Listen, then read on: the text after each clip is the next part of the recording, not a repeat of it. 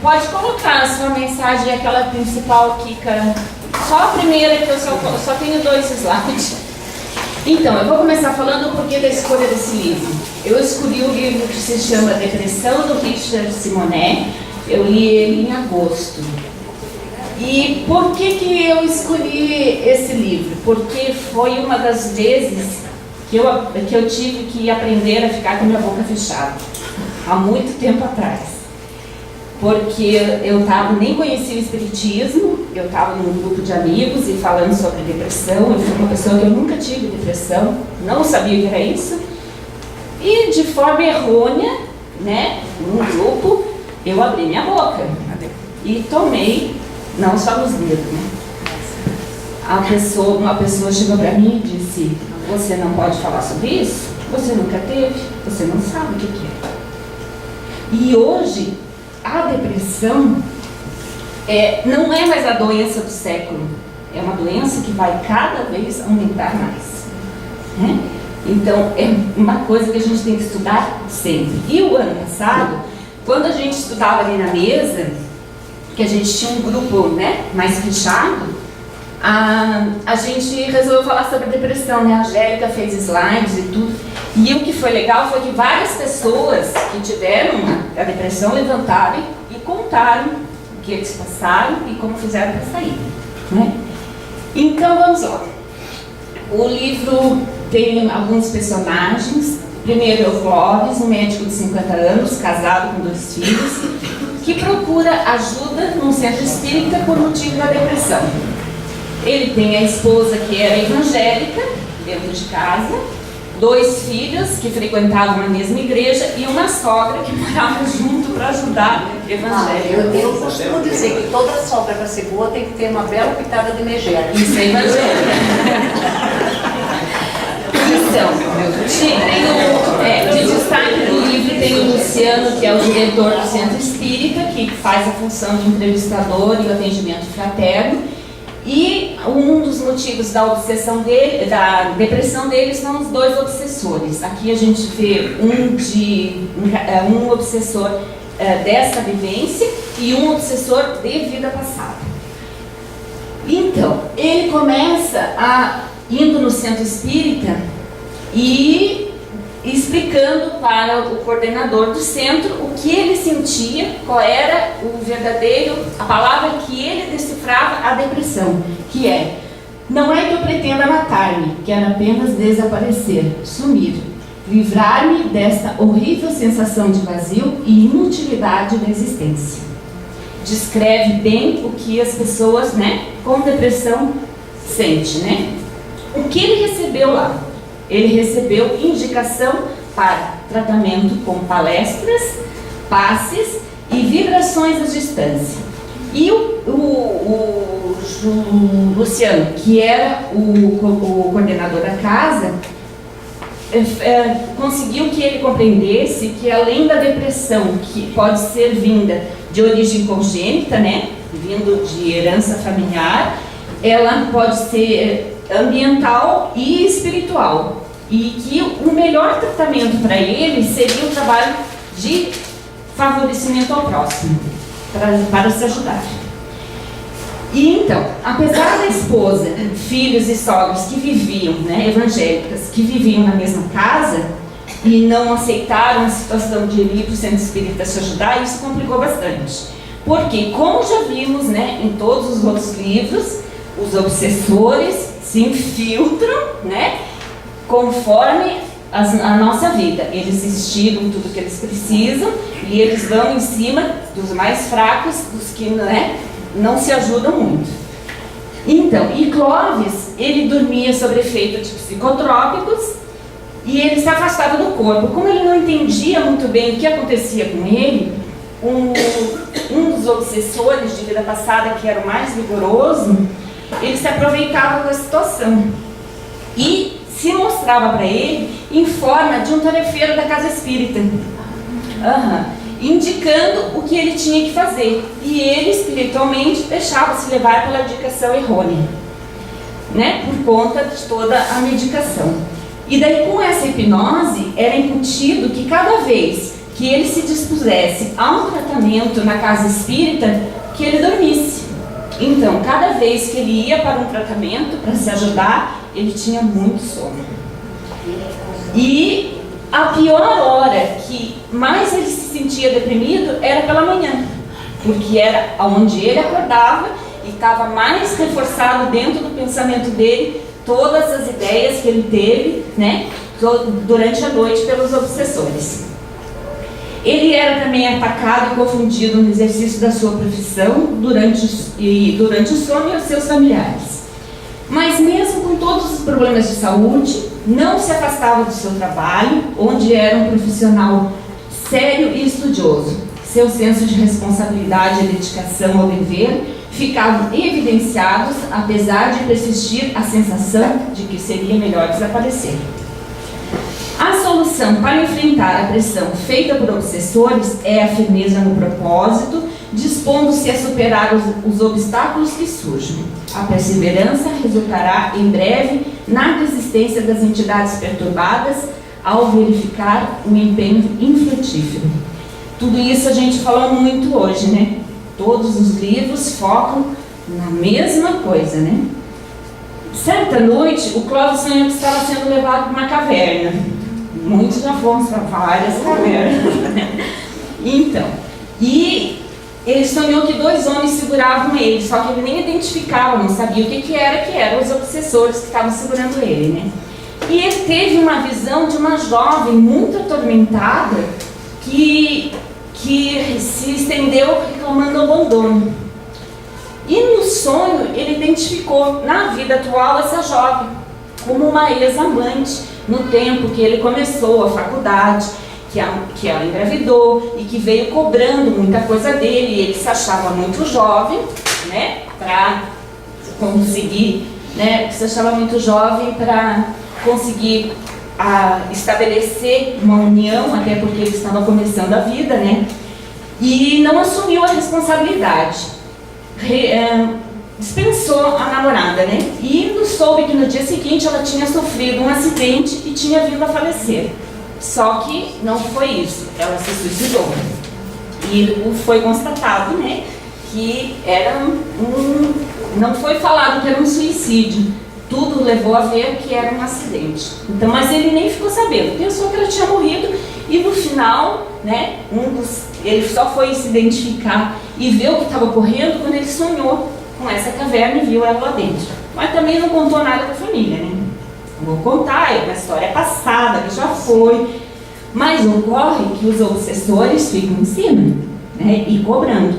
E um dos obsessores era o pai da guria, né, que queria que ele reparasse o erro. Com isso, os obsessores continuavam influenciando cada vez mais a família. E continuava a montanha-russa emocional, ora elevando-se com as atividades envolvidas no centro, particularmente no trabalho voluntário, ora com a sensação de queda destinosa, do desalento, com a vontade de largar tudo, o centro, a profissão, a família, fugir do convívio social e da existência.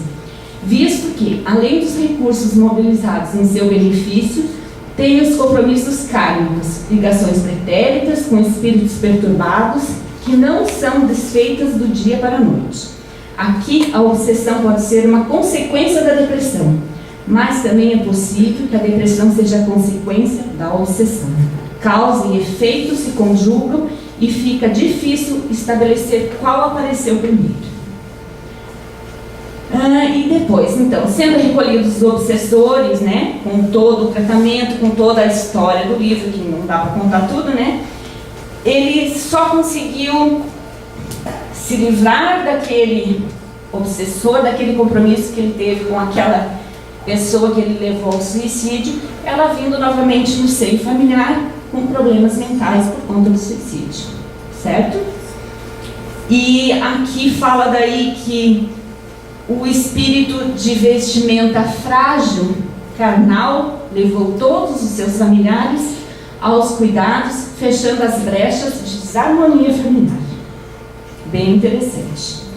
E a mensagem que fala no final do livro é a dedicação do Evangelho, que renova os nossos caminhos, habilitando a felicidade e a harmonia, Mesmo diante dos inimigos ferozes no plano espiritual, a prática do bem, como Jesus ensinou, é o melhor recurso para manter-nos equilibrados, contribuindo para que ele se renove e desista dos seus intentos, pois é impossível agredir indefinidamente alguém que se preserva nos valores do Evangelho.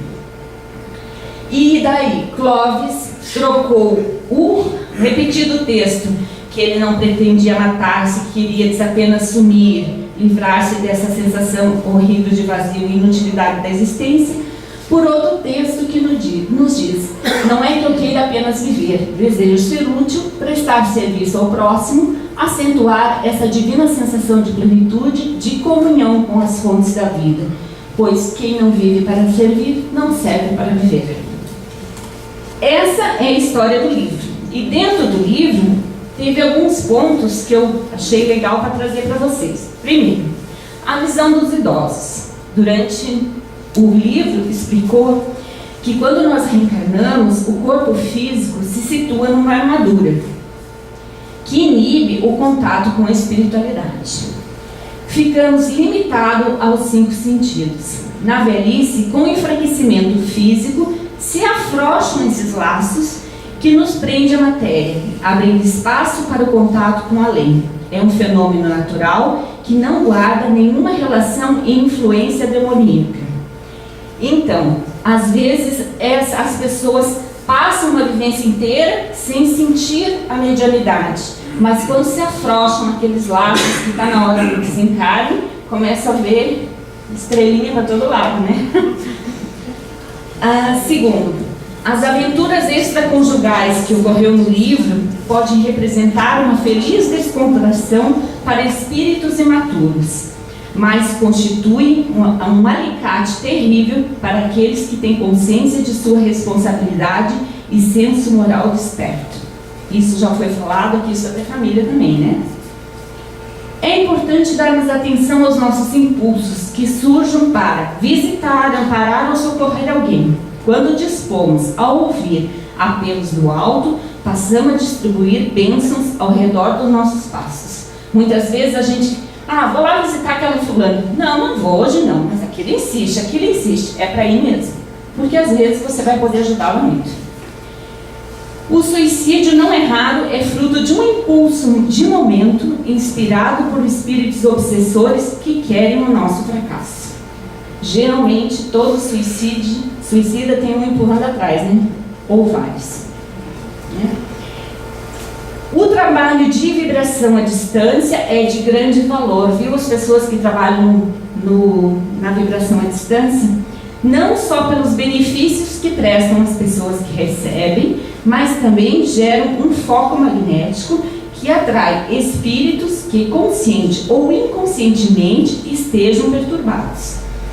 Como o plano espiritual é apenas uma projeção do plano físico, começa na crosta terrestre, é comum que perturbem a própria família com a sua presença, reclamando atenção e irritam-se porque não os ouvem. Quando a gente faz o atendimento espiritual e coloca o nome de uma pessoa lá, pode ter certeza que vai a família inteira junto. Né? Então, são todos tratados e aqui se fala a gavalia que é esse atendimento. As vibrações os atraem para reuniões onde possam ser esclarecidos, ajudados e aliviando os familiares. Normalmente, olha que interessante, eles vêm reclamando que estão amarrados, que na verdade estão contidos pelo ambiente ajustado, que na verdade o que eles estão é contido pelo ambiente ajustado e querem se libertar das amarras. Quantas vezes na mesa a gente trabalha e eles vêm dizendo que nós estamos amarrando eles, né? É energia do ambiente de trabalho. É no lar que consolidamos afeições e superamos aversões. Toda pessoa quase que veio falar do livro falou a mesma coisa, né? A sabedoria divina une afetos e desafetos pelos laços da consanguinidade, a fim de operar a divina transformação do ódio em amor. Abençoados que entendem isso e buscam harmonia doméstica com valores na dedicação e renúncia e sacrifício. Agora vem a parte principal. É muito comum as pessoas procurarem o centro espírita dizendo-se perturbadas por fenômenos estranhos, vislumbrando vultos, percebendo presenças invisíveis, têm sonhos perturbadores. Dirigentes proclamam que tudo isso é uma sintonia de mediunidade e recomendam participar de um grupo mediúnico. É um erro. Esses sintomas podem ser ocasionados por uma simples excitação mediúnica. E mesmo que fossem médiuns, a participação em reuniões de intercâmbios sem preparo, sem estudo, apenas vai acentuar a sua sensibilidade, tornando-se ainda mais vulneráveis a influências espirituais. Ainda que exista uma mediunidade a desenvolver, o que perturba não é a falta do trabalho mediúnico. O problema é não saber como lidar com essa sensibilidade. Estudar primeiro temas básicos do Espiritismo, Deus, Espírito, causa e efeito, reencarnação, leis morais, consequências futuras do comportamento e reforma íntima.